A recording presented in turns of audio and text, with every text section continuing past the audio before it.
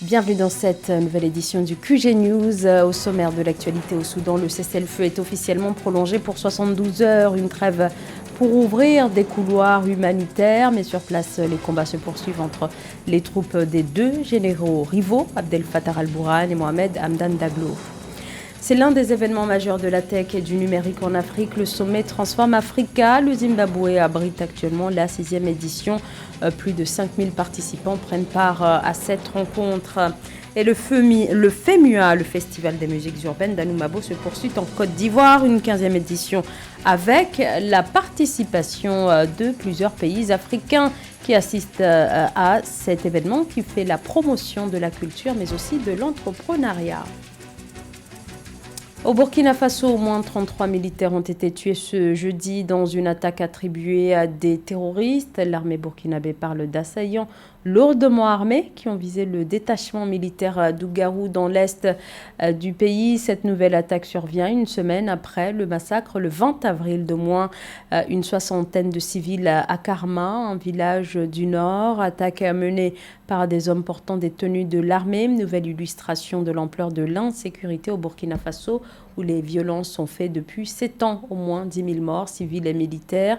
Le bilan des ONG fait également état de 2 millions de personnes déplacées. Après près de 2 semaines de combats meurtriers au Soudan entre l'armée régulière et les forces de soutien rapide avec un cessez-le-feu qui n'est pas respecté depuis son entrée en vigueur mardi, l'ONU appelle à l'ouverture des couloirs humanitaires suite à l'intensification des combats qui ont fait au moins 500 morts et des milliers de blessés. On apprend ce vendredi que la trêve est officiellement prolongée pour 72 heures après la violence qui a franchi un nouveau palier ce jeudi avec des destructions et des pillages au Darfour et d'intenses bombardements à Khartoum, la capitale. Et sur place, la situation est extrêmement volatile. L'ONU s'inquiète plus que jamais du sort des civils. Écoutez Abdou Dieng, coordinateur humanitaire des Nations Unies au Soudan.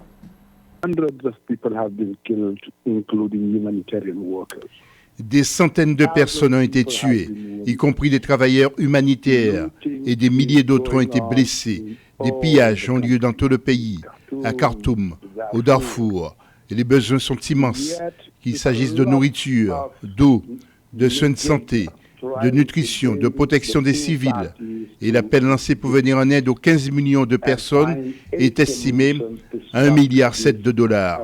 Il y a beaucoup d'initiatives pour inciter les deux parties à discuter et à trouver une solution et mettre fin à ce que je qualifierais de guerre folle. De nombreux cessez-le-feu ont été adoptés mais ne sont pas respectés. Mon plaidoyer aujourd'hui n'est pas seulement que le cessez-le-feu doit être respecté, nous souhaitons également l'ouverture des différents couloirs humanitaires pour permettre à l'aide humanitaire de se déployer.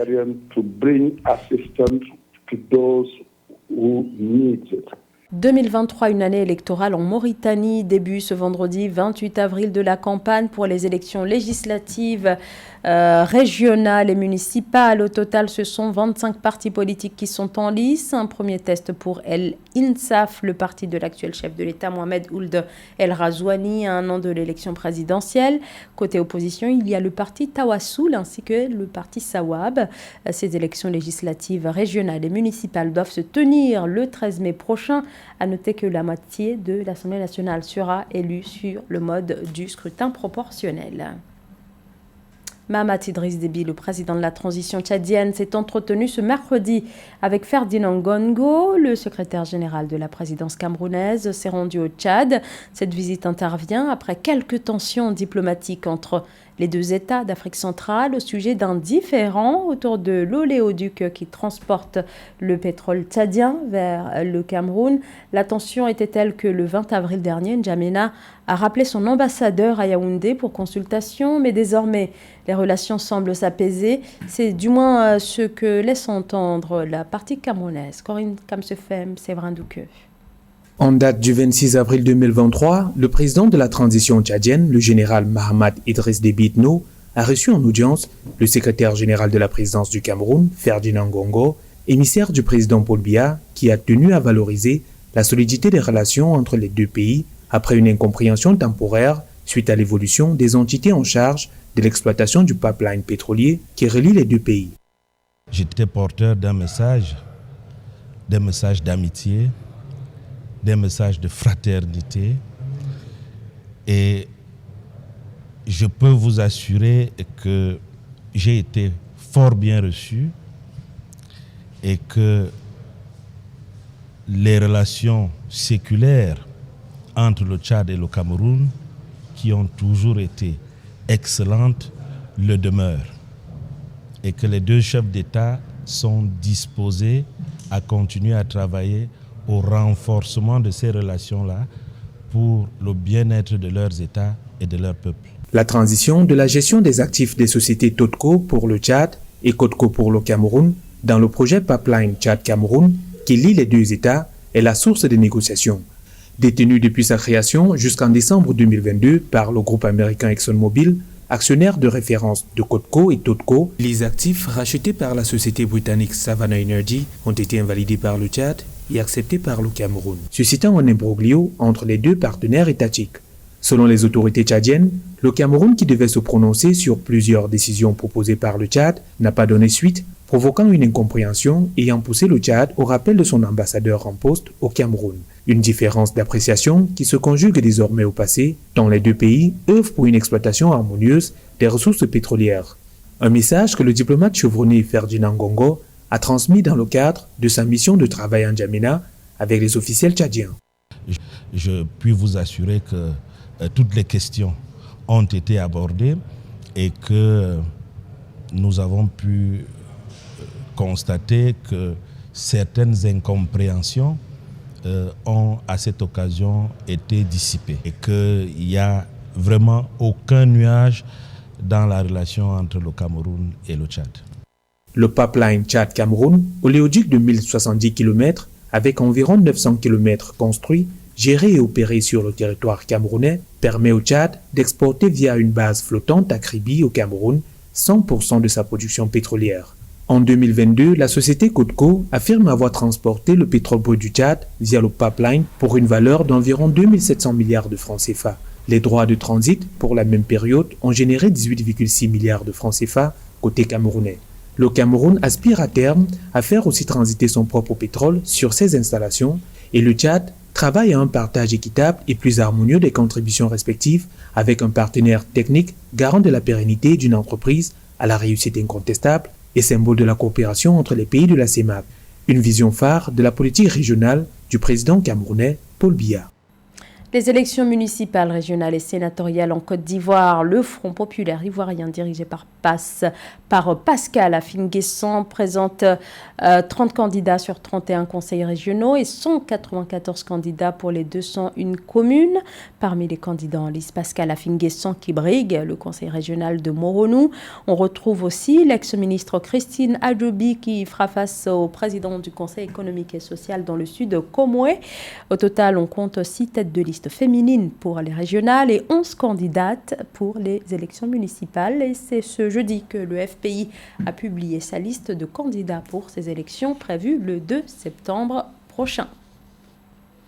Le Zimbabwe abrite depuis ce mercredi le 6e sommet Transform Africa, thématique retenue cette année, connecter, innover et transformer.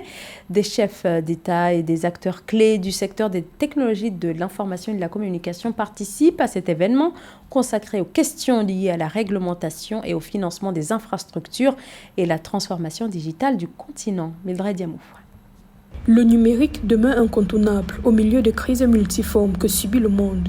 C'est dans cette perspective que se tient du 26 au 28 avril 2023 à Victoria Falls, au Zimbabwe, le 6e sommet Transform Africa, avec la participation de plus de 3000 dirigeants mondiaux, d'entreprises, d'organisations internationales, des représentants gouvernementaux, membres de la société civile et experts de l'industrie des télécommunications.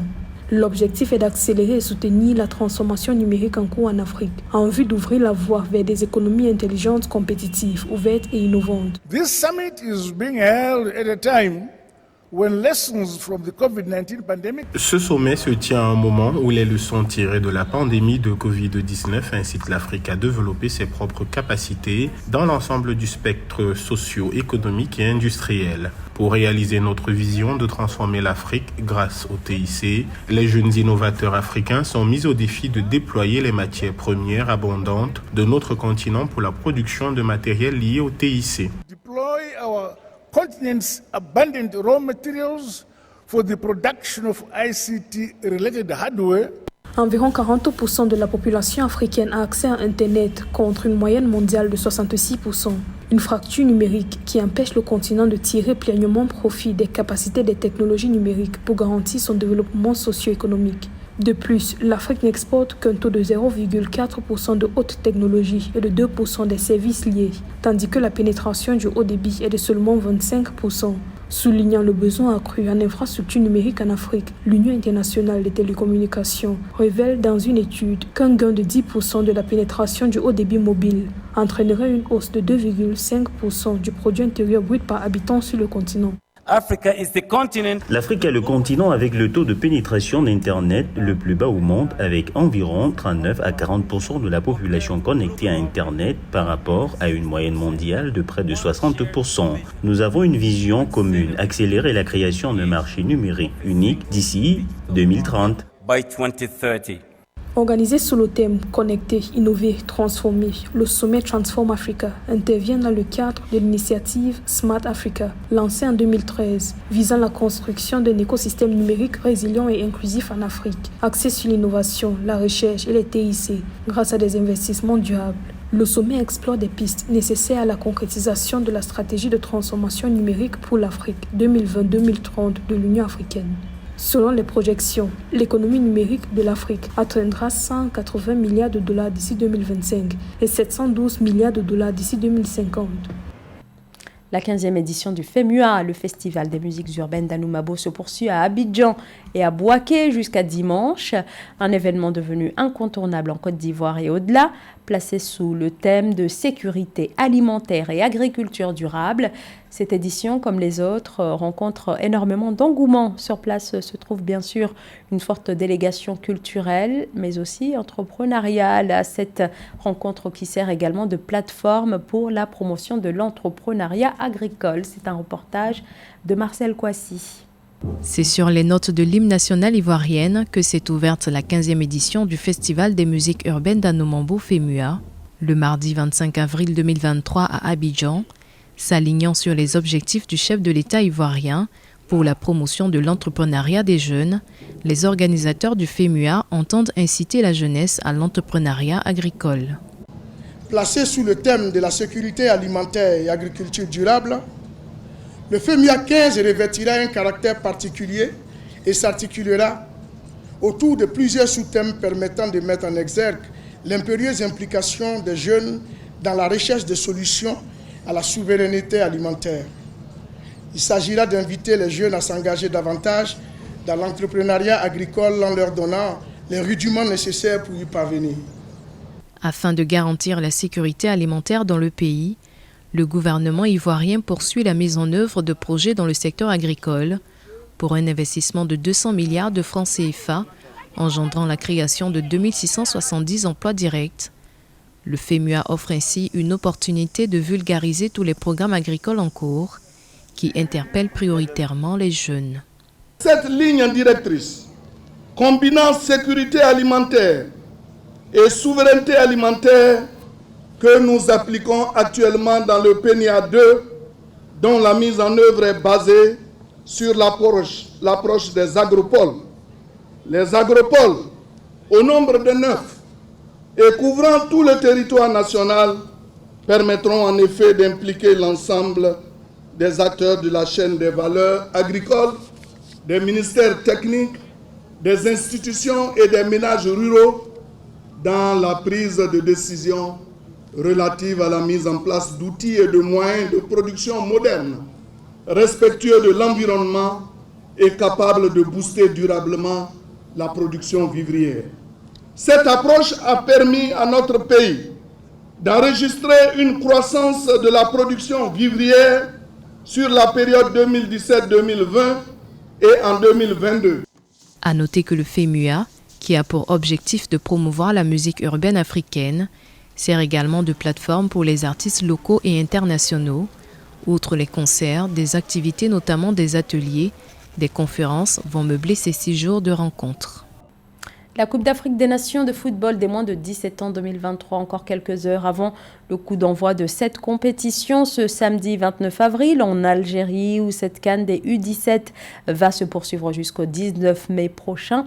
Une 14e édition continentale durant laquelle le Sénégal, qui rafle tout sur son passage ces derniers temps, compte bien s'imposer une fois encore, cette fois avec les Lionceaux. José Douglas. La CAN des U17 de football démarre ce samedi 29 avril jusqu'au 19 mai 2023 dans les stades d'Alger, Constantine et Annaba. Les équipes sont prêtes. Le Sénégal sera très surveillé après avoir remporté plusieurs compétitions de la CAN Total Energy 2021. La CAN de Beach Soccer 2022, le CHAN 2022 et la CAN U20 et les Lions de la Teranga ont encore très faim de victoires et veulent accentuer leur domination sur le football continental. Le sélectionneur ancien international passé par les bancs de clubs locaux comme l'AS Douane, mais aussi les sélections comme celle des U23, n'est pas novice en la matière. Nous nous attendons à rencontrer de très bonnes équipes. C'est à nous de continuer le travail que nous avons commencé il y a longtemps. Sérigné Salou Dia est aussi celui qui a permis au Sénégal de décrocher sa première médaille d'or dans une compétition continentale avec le tournoi de football des Jeux africains en 2015 à Brazzaville. Son travail est salué pour son humilité et sa rigueur. Cette CAN sera l'occasion pour lui de tenter de poursuivre la série de succès du football sénégalais. Nous allons affronter l'Algérie qui se prépare depuis 2 ans, le Sud-Soudan, champion régional, et le Congo, vice-champion régional. Nous sommes face à des adversaires rigoureux. Nous essayons d'être plus ambitieux car c'est le moment pour le football sénégalais. À noter que le Maroc avait lancé une menace de boycott. La CAF a publié la liste des joueurs de la compétition susceptibles d'être modifiés avant le coup d'envoi du tournoi conformément au règlement sur les cas de blessure et l'éligibilité des joueurs après les tests IRM. Un rappel, dans le groupe A, Algérie, Congo, Sénégal, Somalie. Dans le B, le Maroc, Nigeria, Afrique du Sud et Zambie. Dans le groupe C, Burkina Faso, Cameroun, Mali, Soudan du Sud. Et au programme, ce samedi 29, Algérie-Somalie, dimanche 30 avril, Sénégal-Congo, Nigeria-Zambie et Maroc-Afrique du Sud. Lundi 1er mai, Cameroun-Soudan du Sud et Mali-Burkina Faso. En 2019, le Cameroun l'avait remporté en Tanzanie. En 2021, la compétition avait été annulée au Maroc à cause de la pandémie de Covid-19. Et c'est la fin de ce journal. Merci de votre fidélité. L'information continue sur Africa 24.